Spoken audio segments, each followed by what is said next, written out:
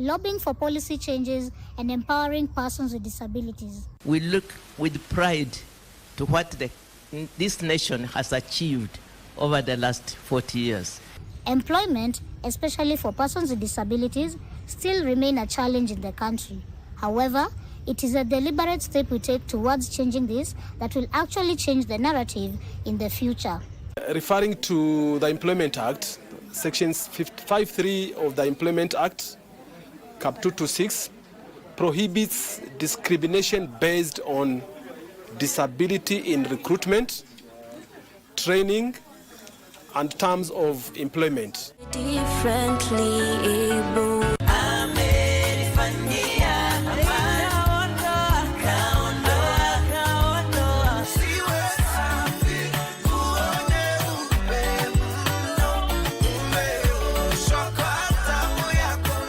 I've seen many people set goals, write New Year resolution, but they never materialize because without these three things, they will never come.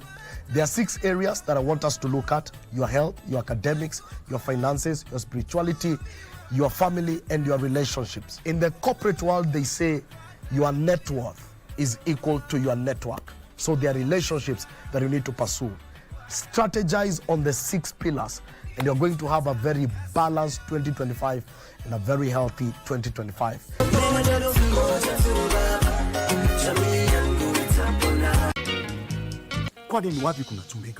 I am headed home. Just kuja tukutane huko. I've got nothing to discuss with you or with your family. Who is blowing your phone? Tell me the truth. Is Kaikara still digging? Kaikara will never rest until this is Black Eagle under. Why do you have to keep on bringing my late husband's name every time you talk about hurting us? You know, Joel would never forgive me if I hurt his first love. Besides, you're on my payroll. And Nick, no sideshows. No sideshows. You're sounding more scared than I am. Because he's suspecting. Well, if he doesn't have any proof, I'm safe. That is the point.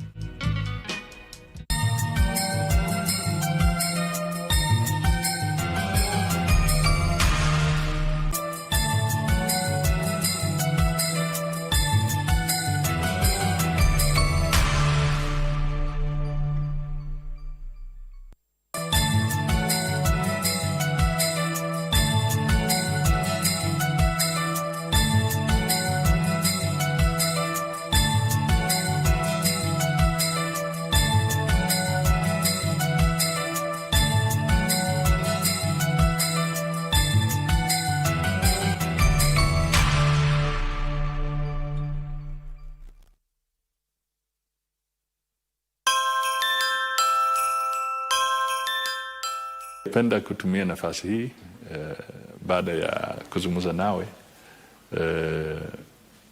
kuwatakia Wakenya wote heri na fanaka za Krismasi, na pia tunawatakia mwaka mwema wa 2025, mwaka ambao utakuwa na umaarufu mwingi kwao na kwa jamii zao. Asante sana.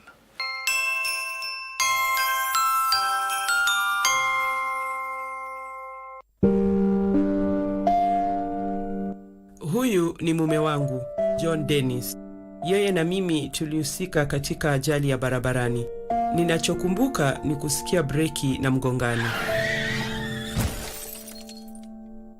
Mume wangu alikuwa kwenye sakafu ya matatu, huku mkono mmoja ukining'inia kwenye kiti kimoja, na alikuwa amepoteza fahamu. Hivyo nilijaribu kumuita na kumgonga mpaka akazinduka. Basi alipoamka aliniambia sisikii miguu yangu. Daktari Okanga aliingia na kutukusanya chumbani na akatuambia Dennis hataweza kutembea tena. Ilinivunja moyo kwa sababu amekuwa mume wangu kwa miaka kama 12. Kisaikolojia siko sawa. Nafanyiwa ushauri. Kuwa mlezi mkuu si rahisi. Punguza mwendo. Mwendo kasi unaua.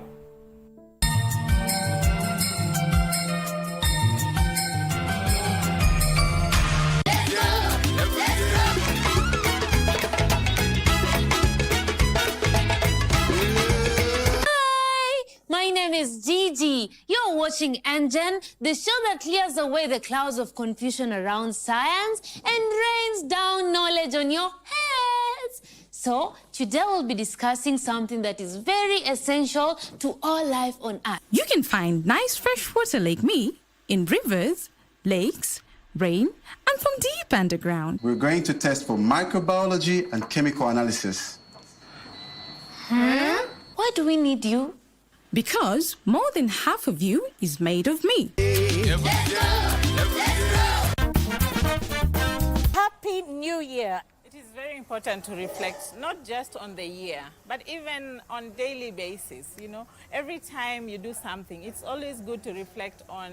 It's like taking audits. Now, there's one difference between hoping and there's another when you intentionally put in place mechanisms to ensure that you're able to achieve what you set out to do during this year. To achieve everything. Remember, I was saying that have big goals and try to reach them. Because when you have big goals, you'll be able to you'll strive hard to reach them. Because we also need to be realistic, because people are passionate about some things, and some things, is there a need that you're actually feeling? As you begin the year, 2025, just go in your notebook, write why in capital letters. What is my big why of life? What is my big why of everything that I'm doing?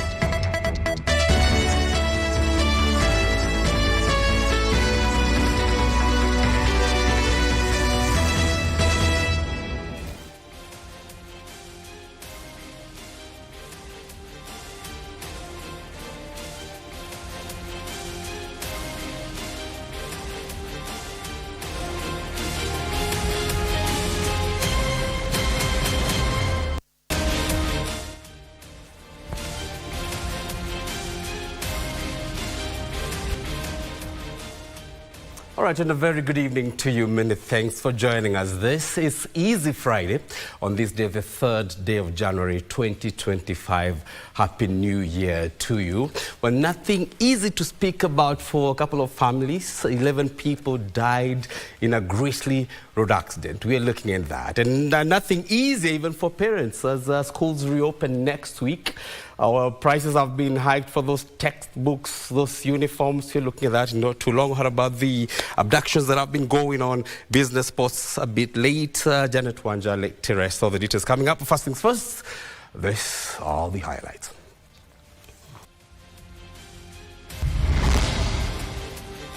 Eleven people die as lorry collides with Great Rift Shuttle along Eldoret-Kitale Highway.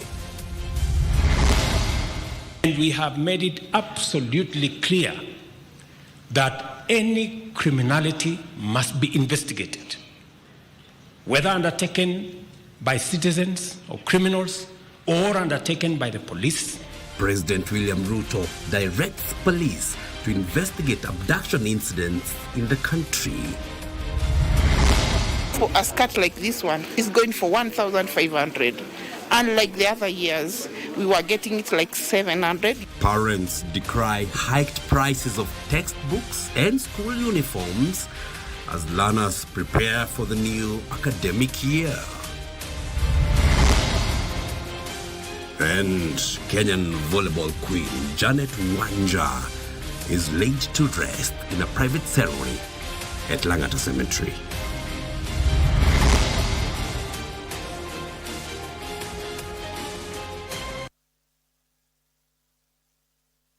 We thank you most sincerely for choosing Easy Friday on this, the first Friday of the year 2025. Byron Abuli is the sign language interpreter for tonight. Let's brief you on the latest. And we start on a somber mood where 11 people perished this morning in a horrific road accident in Soi area along the Eldoret-Kitale highway.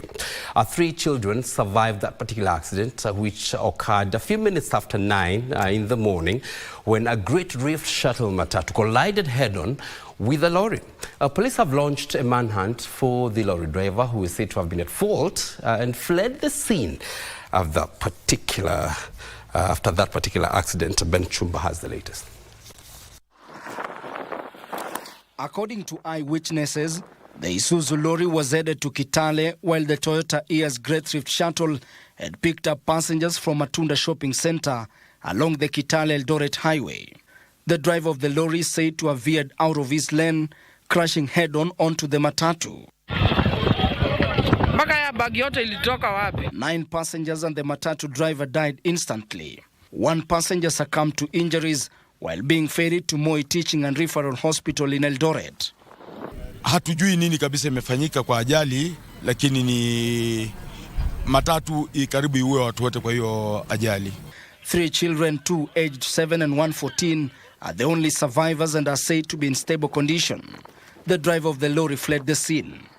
Wanaume 5 na wanawake 5. Hatujui majina, labda tutapata wakati watu wao watafahamishwa pale hospitalini. Barabara kila mtu ako na mambo yake, kwa hivyo wakati unabeba abiria usiangalie haraka ya kupeleka abiria, angalia usalama wale wa abiria, na watu wote, madereva wote ambao wanatumia barabara pia wawe waangalifu. Residents of the area expressed outrage over the state of the Eldoret-Kitale highway. Unaona lori inapanda katika Nissan mpaka watu wanakufa kifo mbaya. Tunasikia uchungu. Hii barabara ni ndogo. Hakuna haja na mapamsi, hakuna gari zinakimbia mwendo wa kasi, barabara ni ndogo, hata ukiepa utaangusha gari. Watuuntie barabara hata sisi tukae na amani. Sababu tumechoka. Tunaona vifo kila aina. Watu wa mama, watoto sasa wana wamekufa, hawakuwa na hatia, walikuwa wanasafiri kwenda Nairobi. Kata gari kimis control kidogo, iwezi enda mahali simame. Hii barabara gari inabidi ianguke. Hakuna mahali pa kutoka, gari zinagonga miti, gari zinagonga watu. Both vehicles were extensively damaged and were towed to Soi police station. The bodies of the deceased are lying at Moi Teaching and Referral Hospital mortuary, awaiting identification and post-mortem. Ben Chumba, Easy Friday. Well, we condole with the families of those that lost their loved ones. Let's stay safe on the roads.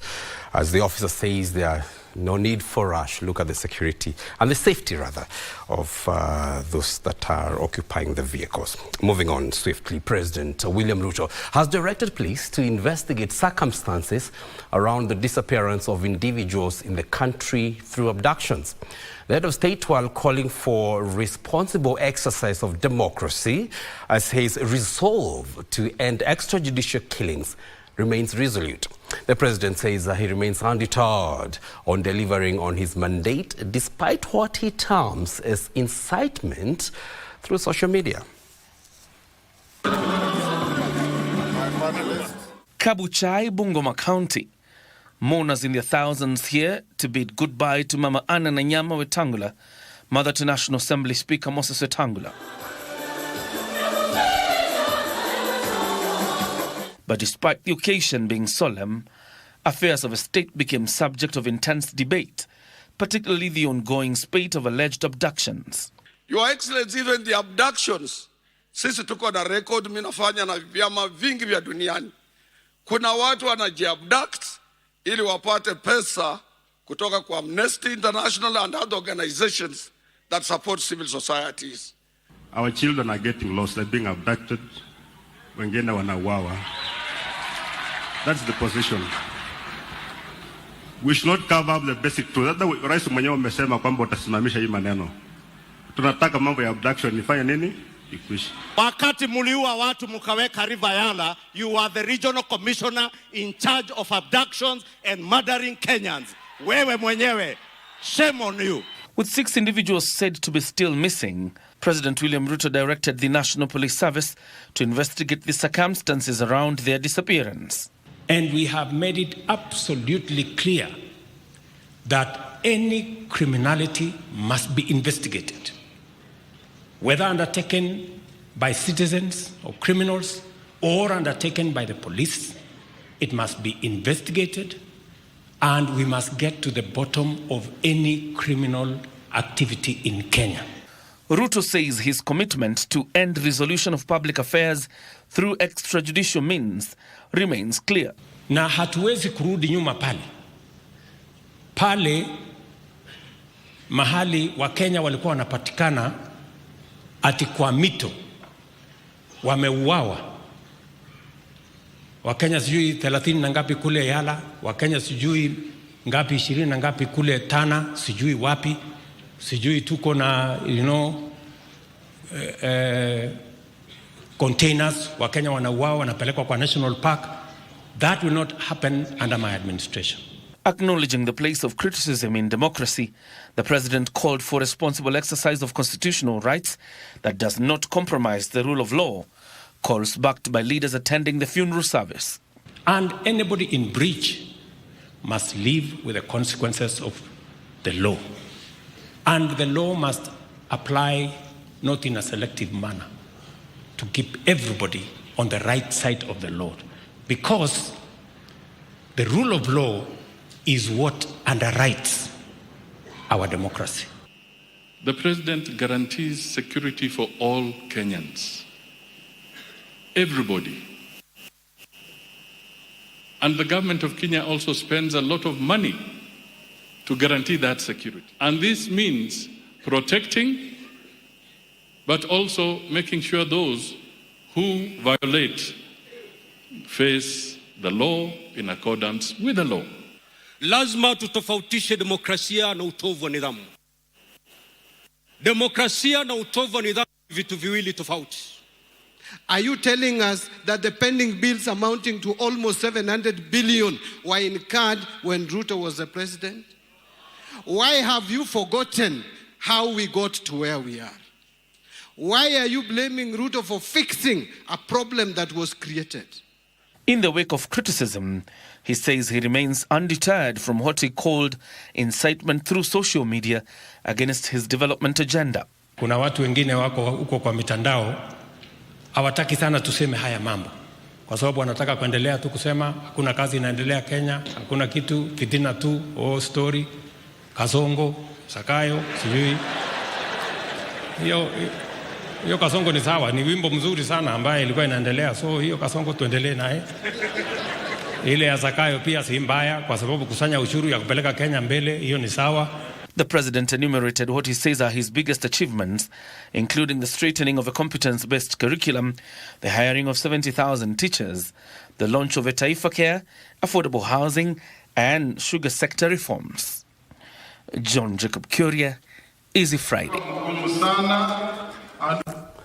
Well, supremacy politics between National Assembly Speaker Moses Wetangula and Trans Nzoia Governor George Natembeya are played out at the burial of Mama Anne Wetangula in Bungoma County today.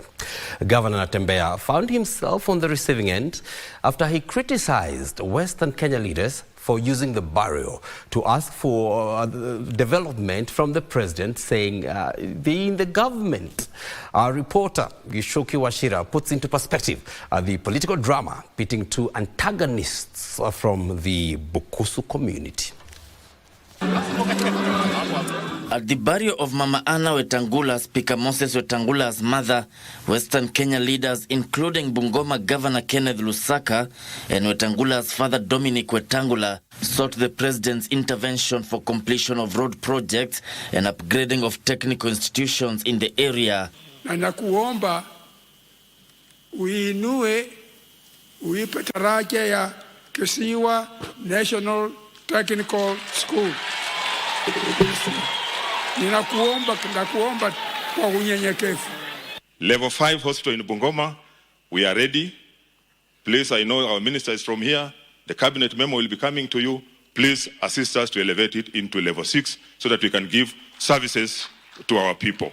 But as soon as Trans Nzoia Governor George Natembeya, who has been Wetangula's top critic in the region, began addressing mourners, a part of the crowd turned hostile. This act the DAP-K deputy party leader as he mocked Western Kenya leaders who, despite being allied to the ruling Kenya Kwanza alliance, had requested the president for development projects. I've seen some of my brothers come here to make a request to you. And yet they're in government. Itakuwaje kwamba tunangojea kwa matanga ndio tunaomba rais kitu hiki. And when it's not there, you tell us you're in government. Muko na forum ya kuambia rais hayo maneno. But in their defense, National Assembly Leader of Majority Kimani Ichung'wah encouraged leaders to use every opportunity to air their request to the president. Governor Natembeya, nikuambie leo mchana dhahiri, siasa mnazofanya za kugawa watu kwa misingi ya ukabila, mambo ya uchochezi, hizo siasa zimekoma na hautafaulu nazo. Governor Natembeya's statement that he sent the speaker's father money for medical support also ruffled feathers. It is actually sacrilegious and a monstrous ignominy for somebody to stand here and claim that he was sending our father money for treatment. That is high-level insolence. My brother Tim and I have had the capacity and ability to keep our parents to this age. Geshoki Washira, Easy Friday. All right, then now former Deputy President Rigathi Gachagua now wants the Mount Kenya region to be cautious of attempts to divide the vote-rich region ahead of the 2027 polls. Speaking during a burial ceremony of the son to former Embu Senator Lenny Kivuti, Gachagua emphasized that the strength of the region lies in its unity. Former Deputy President Rigathi Gachagua has underscored the need for the Mount Kenya community to present a united front in the upcoming elections. Gachagua, who spoke in Mbeere, Embu County, during the burial of son to former Embu Senator Lenny Kivuti, noted that internal divisions could weaken the region's political influence and called for collective action to ensure their interests are safeguarded. Tukikubali kugawanywa, tumeisha. Our strength is our unity. And because of what they did, the mountain is more divided, is more united than it was. Na hakuna mtu tagawanya hii mulima. Hao Wagikuyu, Waembu, Wameru, sisi ni kitu kimoja. Tuendelee kukaa namna hiyo. Gachagua also urged the community to be vigilant of persons seeking elective positions and ensure that only those with the region's best interests at heart are elected come 2027. The former DP also urged the clergy to continue offering guidance and positive criticism to the government. Tunakuomba Bishop na kanisa la ACK continue speaking for the people of Kenya.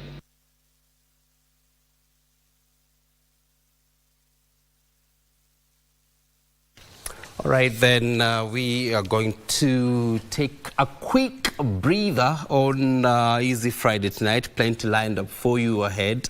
Remember, it's back to school coming week. Parents decrying increased prices for textbooks, uniforms as well. We're looking at that. Not too long of business and sports a bit later. We're back in a moment.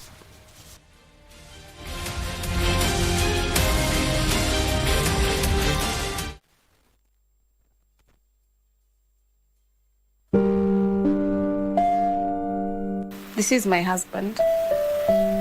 He's John Dennis. Him and I were involved in a road traffic accident. All I remember is hearing brakes and a crash. My husband was on the floor of the matatu with one hand hanging to one seat, and he was unconscious. So I tried calling him and hitting him until he woke up.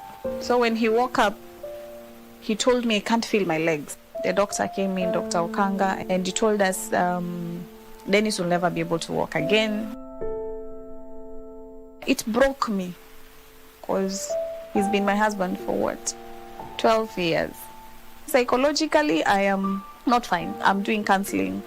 Being a primary caregiver is not easy. Slow down. Speeding ruins lives. Shh. Star 570 hash.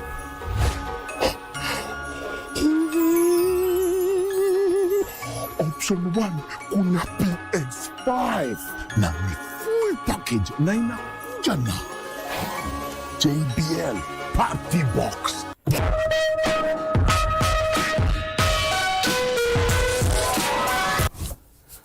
Your boom experience pia iko.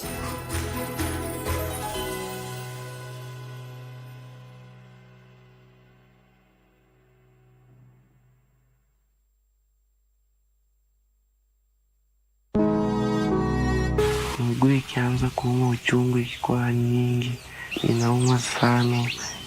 Wanaendelea na masomo yao vizuri, na natamani awafikie, lakini ameshindwa.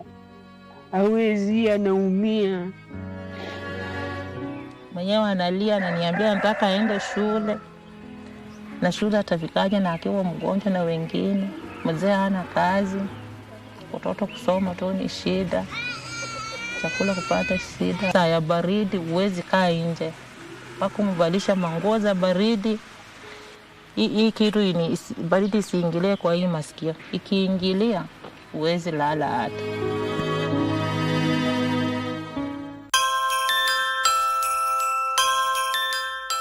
Napenda kutumia nafasi hii baada ya kuzungumza nawe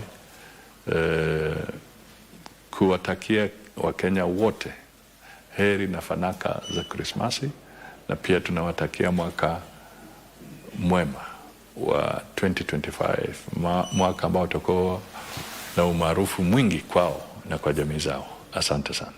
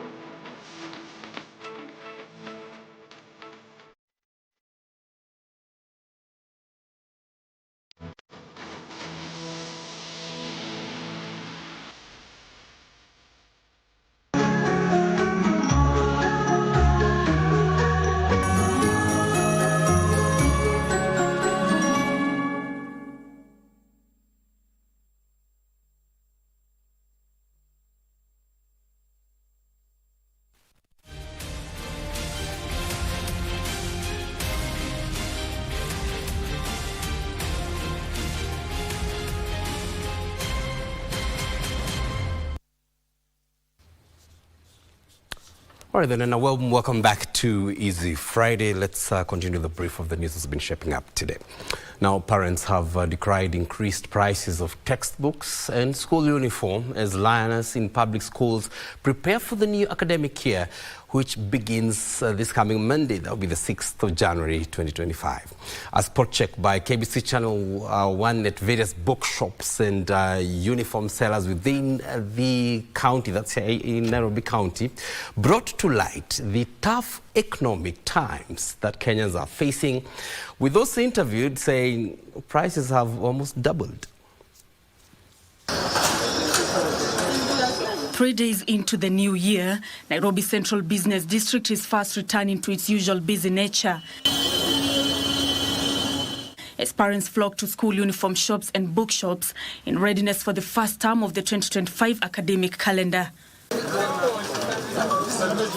However, with every price tag on some school essentials came a frown. We used to buy these books at around 400 shillings, 500 shillings, but if I look at these ones, the price, this one is 730 shillings. That is for grade 4. The other one, agriculture, 580. For the little I have, I've already spent over 3,000 shillings. But the books are quite expensive. They are not cheap. It's not like the previous years. so it's a bit tough. A skirt like this one is going for 1,500. Unlike the other years, we were getting it like 700. You see it has doubled. The parents are calling on the government to reduce taxes as their purchasing power has gone down. Kuna kuanga kumejaa congested, hata uwezi ona nafasi. Lakini leo, hata nikikuja nilikuwa nafikiri nitarudi masaa 10. But naona hakuna watu. When I compare with the recent years, the number of the parents has gone down. It is not as usual because the place is always overcrowded. Things are not moving because people have no money. I could have purchased 2 skirts, now I am purchasing 1 skirt. Parents interviewed said they were forced to celebrate the festive season moderately compared to other years to save for the back-to-school expenditure. And you remember, going to a new school, we were told to pay the whole year before admission. So I started paying by November. So that means that in the course of December, my festive was very moderate. Yeah, so that I don't start begging for school fees and so forth. Another issue that came to the fore is the phasing out of Form 1 and its effect on the availability of secondary school uniforms.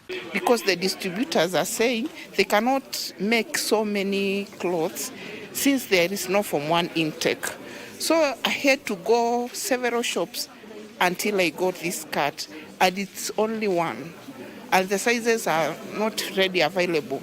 The distributors are saying they cannot make so many clothes because they are not sure whether they will get the customers. Phasing out of the 844 curriculum to the competency-based curriculum is on course, and this year there will be no Form 1 admission.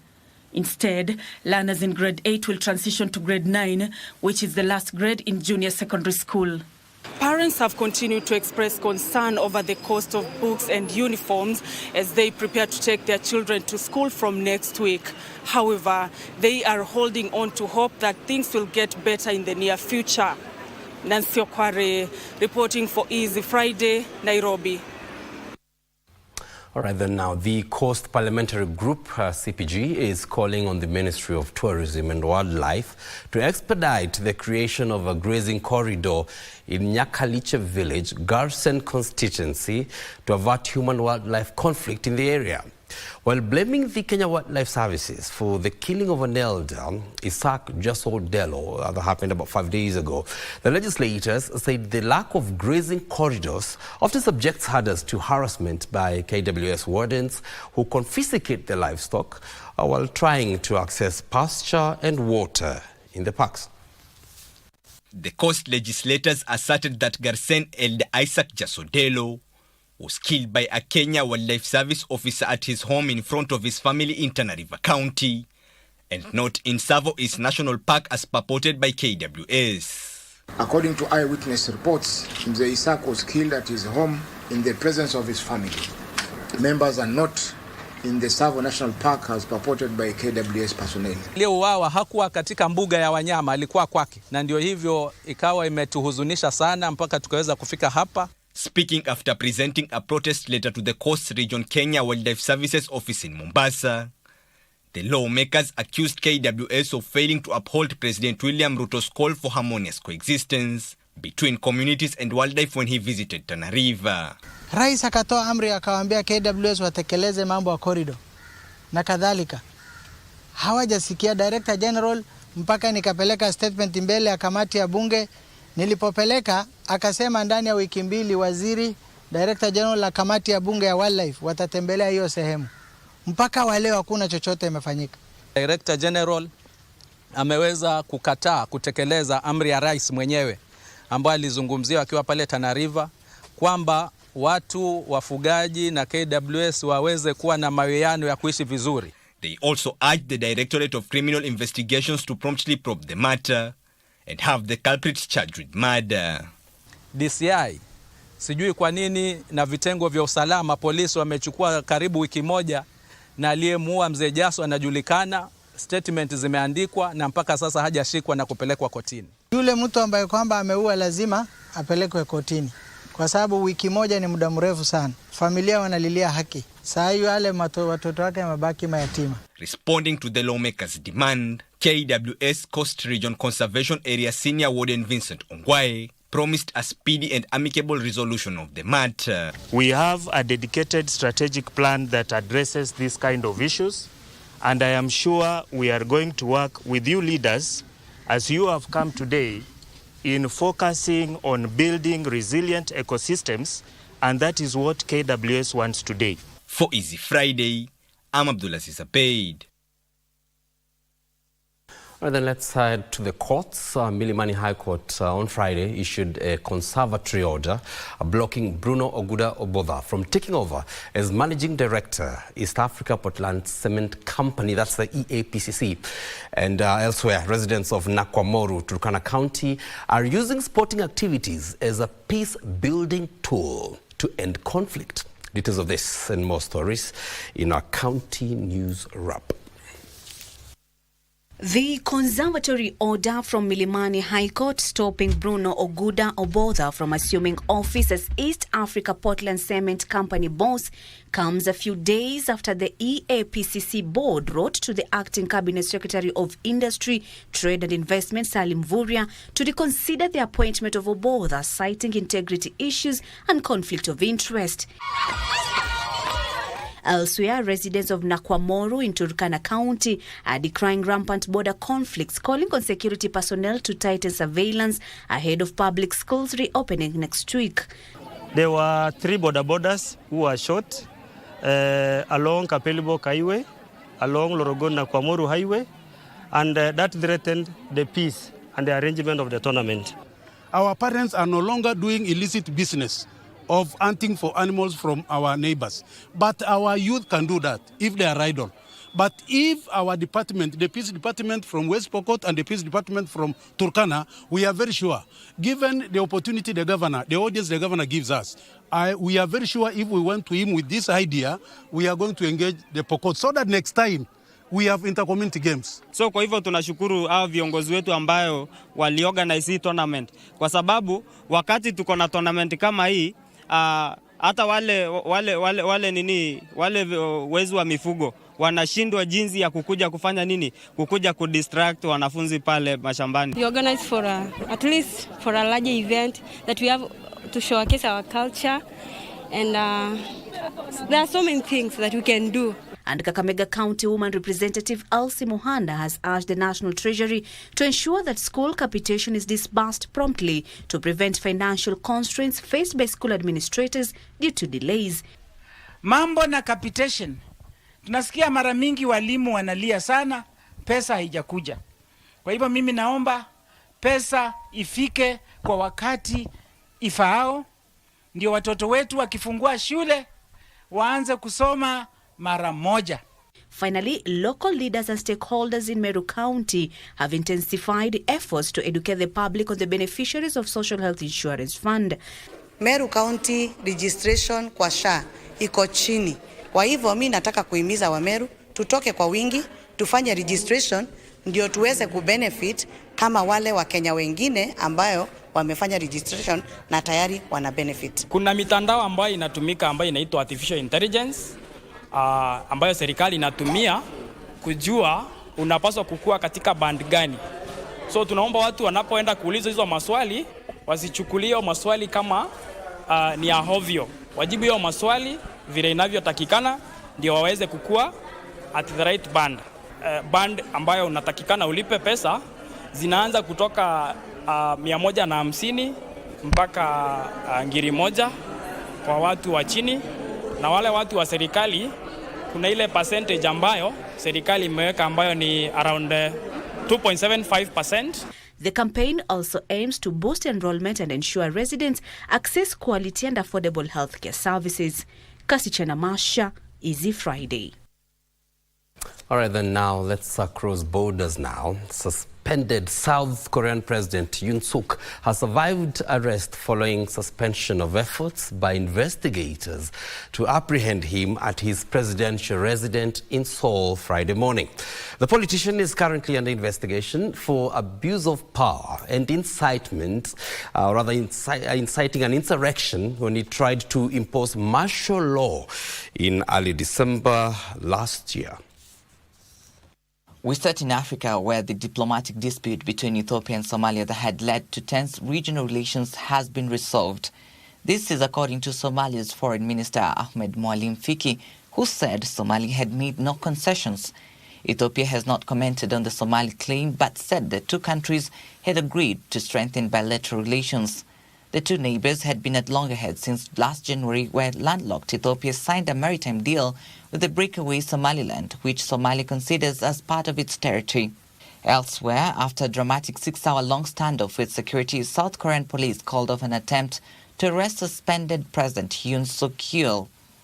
The 150 officers involved found themselves helplessly outnumbered, first by the large number of pro-Yoon supporters who had gathered outside his residence before sunrise, and then by a human wall of security staff inside the property. Police were trying to carry out an arrest warrant issued earlier this week after Yoon ignored 3 summons for him to appear for questioning. And Israel has confirmed it is holding Gaza Hospital Director Dr. Hussein Abu Safia. A statement from Israel Defense Forces said Dr. Abu Safia was currently under investigation. Dr. Abu Safia was arrested as the Israeli military forced patients and medical staff to leave Kamal Adwan Hospital in northern Gaza last Friday, alleging the facility was a Hamas terrorist stronghold. Finally, in North America, 2 people died and 19 were injured in a plane crash in Southern California after a small plane crashed through the roof of a sprawling furniture manufacturing building where at least 200 people were working. Authorities said the plane crashed less than 2 minutes after taking off from the Fullerton Municipal Airport in Orange County. All right, another quick breather. We're back with more news. I love this part of Easy Friday, my culture. They say a community without culture is lost. We recap an episode we carried for you in 2024, heading over to Kakamega, that natural wonder. That's the crying stone of Ilesi. Details on the other side of the break. We'll be back in a moment.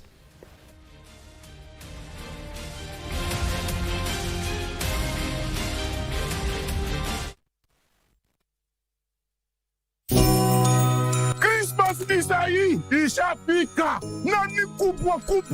Kweli? Hii Kristi ni bomba na Blue Santa kupitia star 570 hash option 1. Rudia. Star 570 hash option 1. Iko PlayStation 5 na 55 inch TV na iko 500,000 Kenyan shillings. Nambuzi moja? Nambuzi.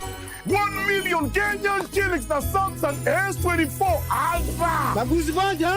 Iko 2 million Kenyan shillings na iPhone 16 Pro Max. Nambuzi mbili. Blue Santa amekuja na zawadi kibao. Nani kubwa.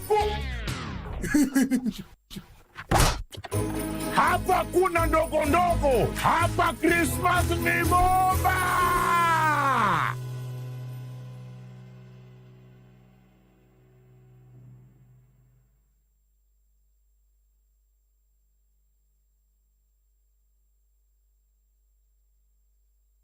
We wish you a Merry Christmas. We wish you a Merry Christmas. We wish you a Merry Christmas and a happy New Year. Good tidings we bring to you and your king. We wish you a Merry Christmas and a happy New Year. We wish you a Merry Christmas. We wish you a Merry Christmas. We wish you a Merry Christmas and a happy New Year.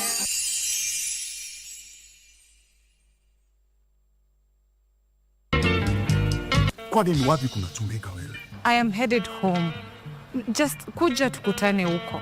I've got nothing to discuss with you or with your family. Who is blowing your phone? Tell me the truth. Is Kaikara still digging? Kaikara will never rest until this is Black Eagle under. Why do you have to keep on bringing my late husband's name every time you talk about hurting us? You know, Joel would never forgive me if I hurt his first love. Besides, you're on my payroll. And Nick, no side shows. No side shows. You're sounding more scared than I am. Because he's suspecting. Well, if he doesn't have any proof, I'm safe. That is the point. Joy to the world, the Lord. holidays come. The holiday season is here again. Surprise! Merry Christmas! It's family time. It's a season to be jolly, and so grab a seat, relax as your favorite Christmas hosts line up to indulge you this year. You want some of me? We got Mr. Claus, the famous Father Christmas. We've got the elves and the reindeers. There's lots of foods and drinks to go around. Great music for the soul. On the first day of Christmas, my true love gave to me a chocolate. It's unbeatable. It's joyous. It's Christmas on KBC Channel 1. Kwani ulikuwa mgonjwa wapi? I don't remember anything. And yet you remember me. Your dad is a thief. Excuse me? Muulize mbona alichoma nyumba yake. This Trish of yours must be a very kind-hearted girl. I think I'm supposed to meet her. You know, you've hosted her for some time. I hope she's not my wife. But it depends on the definition of wife. What? Who ni Jen? Unamkumbuka? So Pete, why on earth would I call my in-laws? Nilipona sio kushadi. Alex ako sawa. There's something you should know. I can't take this. Jen ni kama amesikia vibaya roho. Muelewe tu ukiona na behave hivyo. I'm sorry. Keep it to yourself.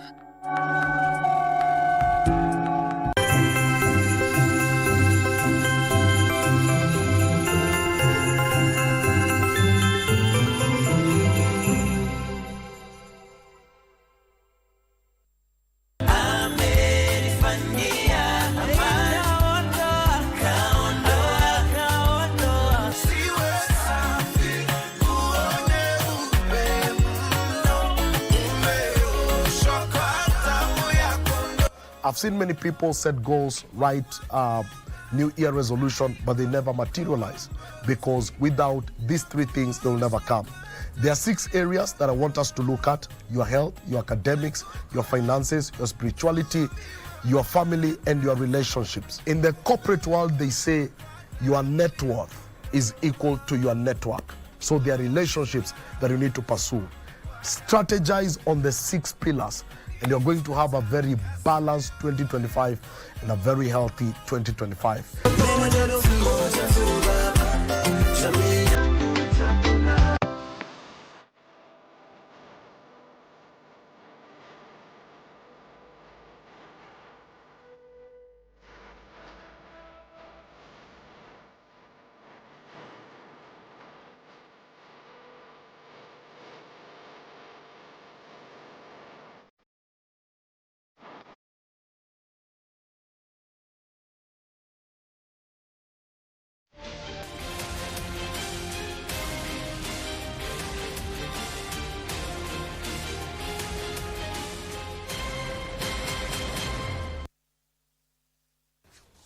All right, welcome back to Easy Friday. I mentioned about my culture.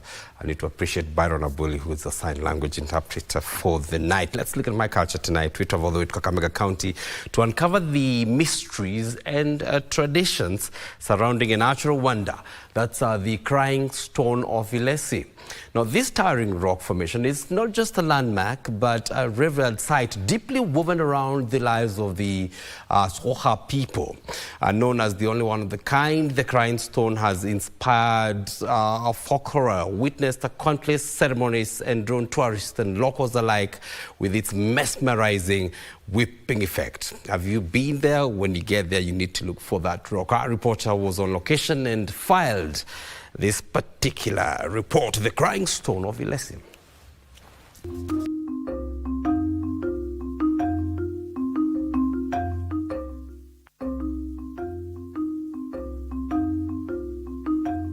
Nestled within the verdant landscape of Kakamega County,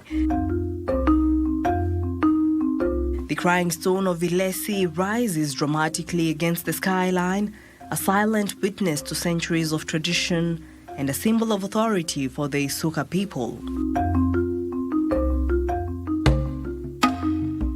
Standing on what will soon be a 5-acre development site, this unique rock formation believed to have originated from volcanic activity tied to Mount Elgon, resembles a solemn human figure hunched in prayer, cascading water down its face as if shedding tears. Stone has been in existence for as many years as we cannot be able to tell the exact number. But it is richly cultural in a manner that it symbolizes the authority of the Isuha. Before volcanicity to occur, we must have a mountain nearby. So Kakamega, Kisumu, Eldoret, Bungoma, Busia, reaching Uganda, our nearest mountain is Mount Elgon. So we are being told that this force of gravity moved all the way from Mount Elgon, and it was moving in a form of a hot magma, forming this handsome crying stone. Not only this handsome crying stone, we have another beautiful scenery at Kisumu there called Kitimkai. All of these features, and including other stones around within Kakamega, Kisumu, Bungoma, Eldoret, entering Uganda, all of these stones were formed during volcanicity eruption due to force of gravity from Mount Elgon. Kakamega County Chief Officer acknowledges its status as the world's only crying stone and an enduring symbol of cultural reverence. We've been able to map and identify it as a cultural site, as a tourism site, as a site that belongs now to the county government of Kakamega. For generations, the stone has served as a cultural hub. According to local elder Francis Shitiabai, it is here that rituals such as the Luya circumcision and cleansing ceremonies take place. Walikuwa nakuja hapa crying stone, wanalala, wakilala wanafanyia na hizo vitu kwa masiku kadhaa ile watakuanga wamejiandaa wenyewe. Wakitengeneza zile sherehe za kutahirisha watoto ama za kusababisha kama kule kuna makosa zile kile kitamaduni. Ukitaka kusababishwa unakuja kuombewa ama unakuja kufanyishwa mambo yote ile kama umefanya mabaya hapa. The stone is a critical site where the elders organize rites of passage, secluded preparations and communal ceremonies, and the big cave with its 3 entrances serves as an isolation place for elders during circumcision periods. The old men who are going to do the work of circumcision are requested to come and isolate themselves inside here, inside this cave for 14 days, day and night. While they stay here, the society around here under Abamahaya, they will still organize how the people who are doing the work of circumcision are supposed to get their food. And the people to prepare for them food are old mothers. The circumcision will be taking place kwa boma ya guka mmoja mzee. Ukichukua waguka 10 weke pamoja, mmoja ni mzee ameshinda hao wengine na miaka, na pia he has a clean history. Nikisema clean history najaribu kusema huyu mzee sio patikani kwa vitu za uchawi. Under the guidance of respected elders, the ceremonies here reflect and reinforce Isuha beliefs and values. Jetin Queen, another elder, recalls learning about the stone from elders who gather women nearby to impart lessons on discipline, family respect and traditional roles within the community. Women often brought girls here, teaching them to value obedience and respect relationships, especially with their male siblings and elders. Wamama walikuwa wanafundisha wasichana wakae na nia mzuri. In Isuka law, the stone is much more than a geological formation. It is a once cruel king who, punished by God, was transformed into stone. From the back, the stone exhibits human features, including the neck and back, and the absence of feet, suggesting the figure's kneeling form as it seeks divine forgiveness. He was a cruel king who was not taking care of his people in a good way, and so then God was disappointed with him, punishing the Isuha people, turning him into a stone. That's why he remained crying, and that's why it's called the crying stone. With the head, the way my hands are pointing, the neck, the back, with other features found at the back. But it's unfortunately we cannot see the legs because the king is kneeling down, crying, praying, asking for forgiveness from God. This myth carries a powerful lesson on humility, repentance and justice, traits revered by the community. The crying stone's mystical qualities extend beyond folklore. Two caves beside the stone serve as site for both spiritual reflection and correction. The smaller cave is a shrine where people come to pray and elders conduct ritual cleansing in cases of taboo or transgression. It's a cave where people will come and do worshipping. It's a shrine. On top of being a shrine, it's also a correcting center. For example, when something bad has happened in this society, for example, prolonged drought, children from same family having a child. Okay, Isoha people believe that killing is a sin because the Bible also doesn't encourage killing. So they will encourage both the two, the girl and the boy, mostly the girl to give birth to the child, and then the child will be taken to that cave where old men and old mothers will be requested to come and do guiding and counseling over there. And something good or something being, I don't know how I can say it, we will not take the child to go and sell the child, or we will not kill the child. The child will be taken to somebody within the Isoha people, Abamahaya mostly. The child will be given to that, the child will be given to that family, and that family will take that child like their child.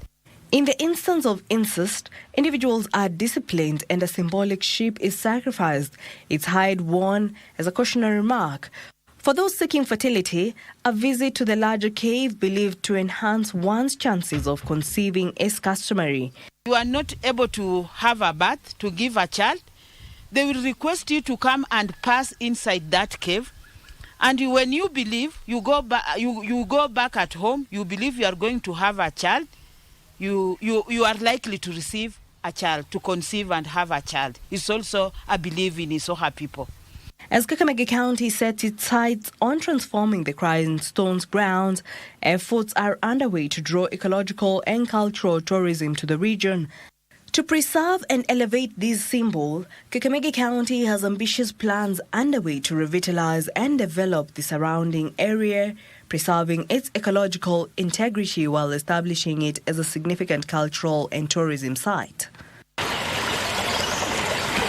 In partnership with local stakeholders, the county has acquired lands extending to the river's edge, aiming to maintain the natural water sources that have long contributed to the stone crying effect. The project will see replacement of water-draining eucalyptus trees with indigenous varieties to restore the area's water table, ensuring that the stone's tears continue to flow. The county government is in discussions with local elders and stakeholders to relocate a few residents, making room for the sustainable development of this site. The plans include a conference centre, lodging and eco-friendly recreational spaces. The Crying Stone is set to become a beacon for both cultural preservation and modern tourism. It's also a tourist attraction centre, which we are going to develop so that it assists our people in the Western region and specifically this Isoha. So inside here, we are at the last cave where people will come and do their praying. With trained guides ready to offer historical context to visitors, the county is also preparing an association dedicated to the stone's preservation, ensuring that traditional practices such as circumcision preparing ceremonies will continue in their rightful setting while safeguarding its ecological heritage. Jackie Wambiru, My Culture.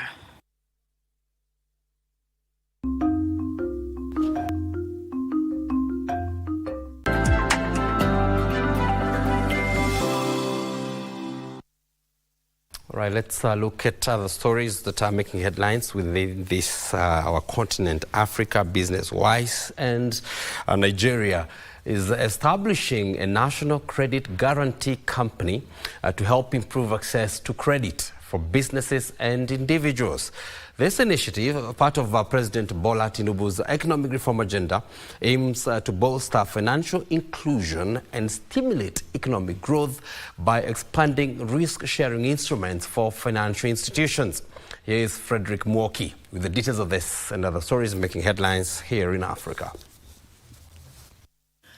Nigeria's President Bola Tinubu says his administration is seeking to strengthen the confidence of the financial system, expand credit access and support undeserved groups such as women and the youth. This entails establishment of a new national credit guarantee company which will collaborate with key government agencies alongside private sector and multilateral organizations. Tinubu says this move is part of a broader effort to drive reindustrialization and improve living standards in Nigeria. Meanwhile, the Egyptian economy is projected to experience moderate growth in 2025, with international institutions forecasting a GDP growth rate of between 3.5% and 4.5%. This comes after a challenging period marked by global economic disruptions and geopolitical tensions. According to the latest report by Egypt's Cabinet Information and Decision Support Center, the global economic slowdown in 2024, driven by monetary tightening, inflation concerns and ongoing geopolitical uncertainties, has been a key influence on Egypt's economic prospects. Finally, companies investing in electric vehicle production in South Africa will enjoy tax incentives starting 2026. Companies will be able to claim a 150% tax deduction on such investments. The National Association of Automobile Manufacturers of South Africa said the tax incentives are an important step towards helping grow South Africa's electric vehicle sector.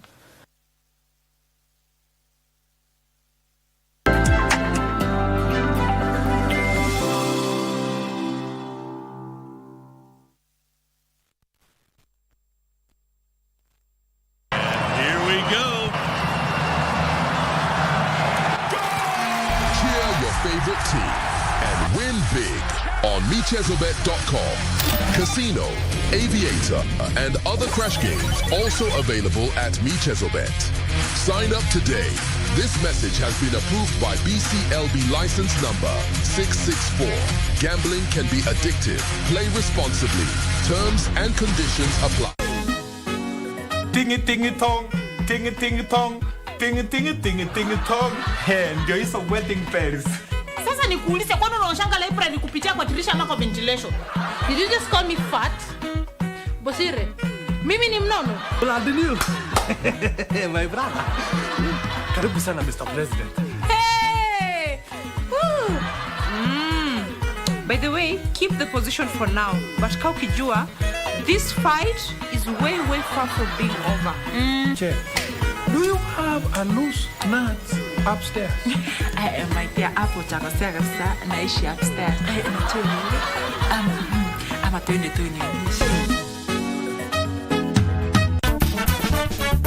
Happy New Year. It is very important to reflect not just on the year, but even on daily basis. You know, every time you do something, it's always good to reflect on, it's like taking audit. Now, there's one difference between hoping and there's another when you intentionally put in place mechanisms to ensure that you're able to achieve what you set out to do during this year. To achieve everything.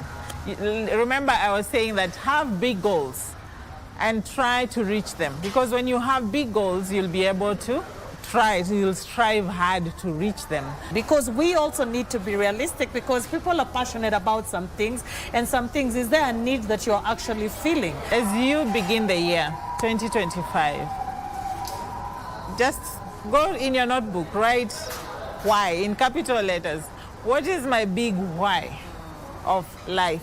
What is my big why of everything that I'm doing?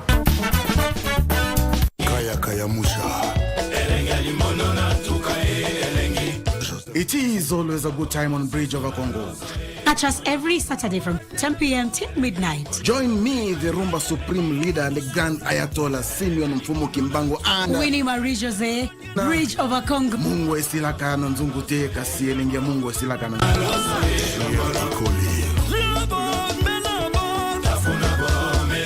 Chumvi huyeyuka chunguni, lakini ladha yake hubakia.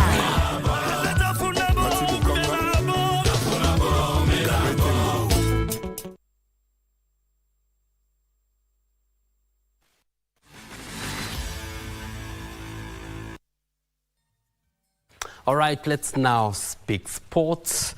And we start off with tennis, where 6th seed Angela Okutoyi of Kenya let a one-set lead slip from her grasp as she crashed out of the ITF World Tennis W35 Tour at the hands of top seed Joanna Galland of Chinese Taipei in the quarterfinals. Galland will play Alisa Rigaud of France in the semi-final tomorrow, after Alisa defeated Lorena Scheidel of Germany in straight sets in the other quarterfinal played today at the Nairobi club. Kenya's Angela Okutoyi was bundled out of the ITF World Tennis W35 Tour after losing 2-1 to Joanna Galland of Taipei in the quarterfinal match played today at Nairobi club. Okutoyi, who enjoyed the home crowd support, won the first set 6-4, but was overpowered in the second set by the fast serves of Galland, being broken twice to eventually lose 2-6. She was aggressive in the match, and I lost my service game, so I feel like that changed the scores drastically. I feel like if I had held my serve more, maybe it would have been different results. But all in all, I feel like she was aggressive onwards and I was more defensive, but also I just needed to hold on my serve. Galland controlled the third set, and despite making 3 unforced errors in the opening stages of the game, she went on to win 3-6 and book a semi-final place against Alicia Rigaud of France, who defeated Lorena Scheidel of Germany in straight sets in the other quarter-final play today. Angela is a really good player. I went into the match knowing that it wouldn't be easy. I lost the first set, and I wasn't so focused in the first set. I think I was worrying about the score and everything, but in the end I managed to overcome that worry and just tried to play my best tennis. And I knew that if Angie was going to beat me, she would have to keep playing well. So be it. Scheidel, who could not keep up with Rigaud's speed, lost 3-6 in the first set before bettering her performance in the second set, which she eventually lost 4-6. Honestly, I feel that on the tournament I'm playing really good, especially, not especially like all the matches I played good. I played my game, and as I said, like the altitude is very good here. The ball is going fast, my serve is like very effective. So yeah, like I feel very comfortable here. It said there's like bad bounces, but it's still like the courts are like okay and good, so it's like I like it. The ITF World Tennis W35 Tour is the first major tournament of 2025 being played at Nairobi Club and contributes to players' rankings in the WTA order. We're working with Tennis Kenya in collaboration to pull more events. We want to fill the total annual calendar with ITF events. Currently, we're doing 16 to 18 to 20 events, weeks of tennis in the year. We want to double that.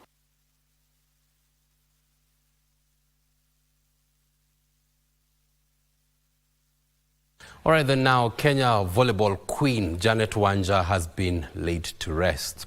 Wanja was buried today afternoon at the Langata Cemetery in a private ceremony 8 days after succumbing to gallbladder cancer.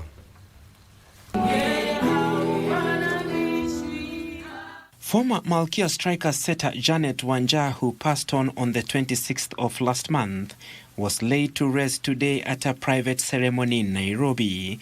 Wanja served the country for more than 20 years in volleyball, making headlines both locally and internationally. She began her career in 2004 to play for KCB, APR of Rwanda and Kenya Pipeline, where she also worked. The celebrated setter was a regular in the national women's volleyball team Malkia Strikers for 15 years and represented the country in the African Nation Championship, where she won 5 titles with the team, the World Championship, World Cup, World Grand Prix, in addition to the 2004 Olympic Games. She was appointed the national women's team trainer and traveled with Malkia Strikers to the Paris Olympic Games in France last year.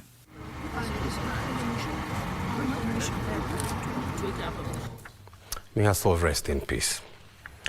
All right, now, Kenya's Police FC defender Abdu Omar will captain Harambee Stars in the 2025 Mapinduzi Cup, where they await to kick off their campaign tomorrow at the Kombani Stadium in Pemba Island. The experienced defender, who has been a key figure in the national soccer team, said he was honored to take up the leadership role and will lead from the front to ensure a victorious outing for the Kenya national men's soccer team. Harambee Stars are set for the opening match tomorrow night against Burkina Faso after Burundi pulled out of that particular tournament. They will play Kilimanjaro Stars on Tuesday, that should be next week, before the final round robin match against Zanzibar Heroes on Friday. Tulikuwa na kikosi kikubwa, tukajitayarisha. Malengo yetu makubwa ni ya hiyo CHAN, na pia hii Mapinduzi Cup ni kwamba pia also tutaichukulia very serious because tumekuja kushinda kikombe, hatukuja tu kuparticipate. So tutaichukulia hii tournament serious, na bado pia tuna focus na pia CHAN. We are hoping that at least they will give themselves a very good account of themselves, play well. Work so hard to make the tournament, also the invite, successful. All right, now the Kenya Power Hitters are through to the finals of the ongoing Under-19 T20 Cricket Championship in India, where they will face Indian Blasters on Sunday. Now, the Obuya Cricket Under-19 team advanced to the finals, so when they overcame Barbados X1 by 28 runs in the semi-finals at the Greenland ground in India, a match which was officiated by Kenya's top lady umpire, Lady Kaparo, who is the first lady to ever officiate on Indian soil. The Kenyan Hitters have impressed from the group stages to beat Nepal Everest Eagles by 3 wickets, with Yash Gohil being the player of that particular match. He scored 41 of 35 balls. They faced the Indian Blasters in their second match to beat them by 8 wickets. Anas Baik was the star performer after he smashed 41 runs off 18 balls. They now look forward to a repeat performance against the Indian team to come back home with the trophy.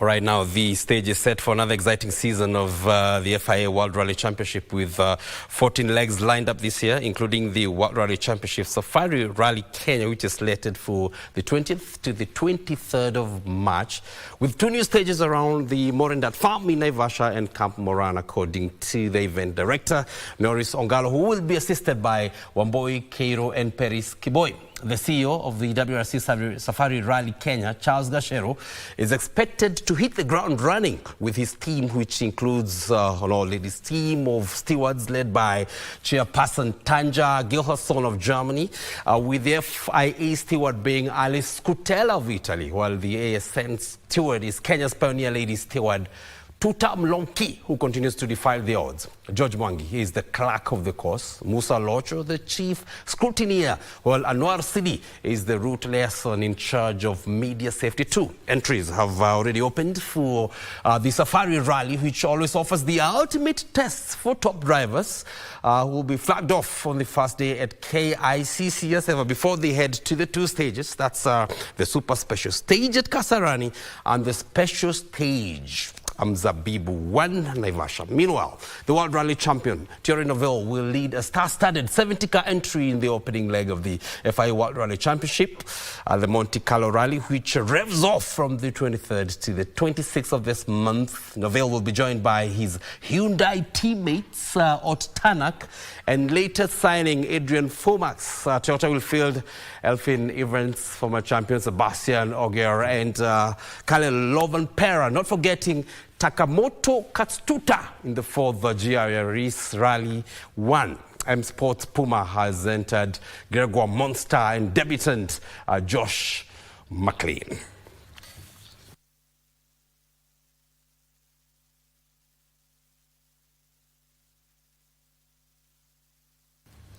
And as we wrap up sports, Inter Milan beat Atalanta 2-0 in Riyadh to secure a spot in the Italian Super Cup final, thanks to a second-half brace from Denzel Dumfries.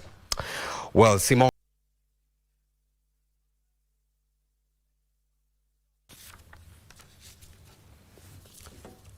All right, then that puts a cap on Easy Friday Sport. Quite a wordy one there. Would need a glass of water. Where's Mr. Director?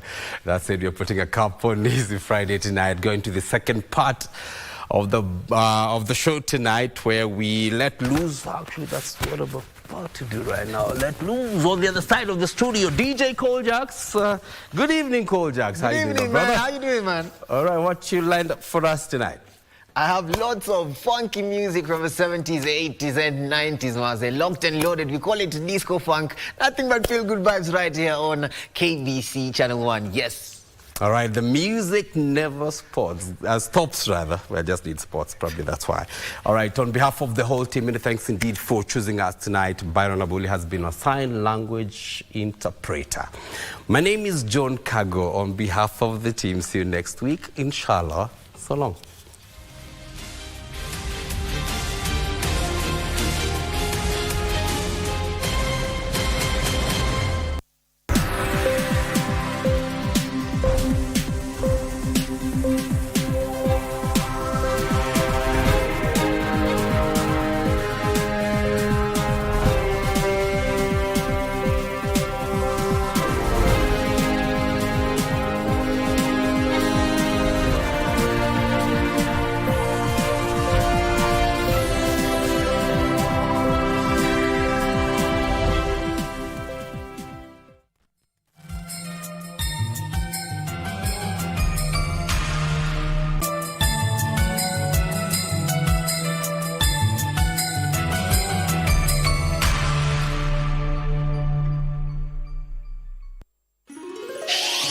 Star 570 hash.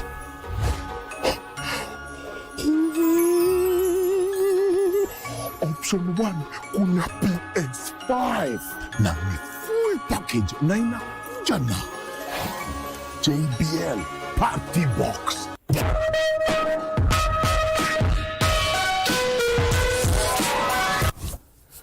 Hiyo boom experience pia iko.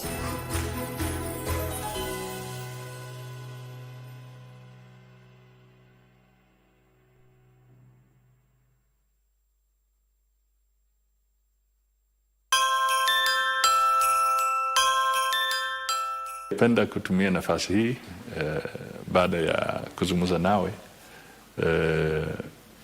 kuwatakia Wakenya wote heri na fanaka za Krismasi, na pia tunawatakia mwaka mwema wa 2025, mwaka ambao utakuwa na umaarufu mwingi kwao na kwa jamii zao. Asante sana.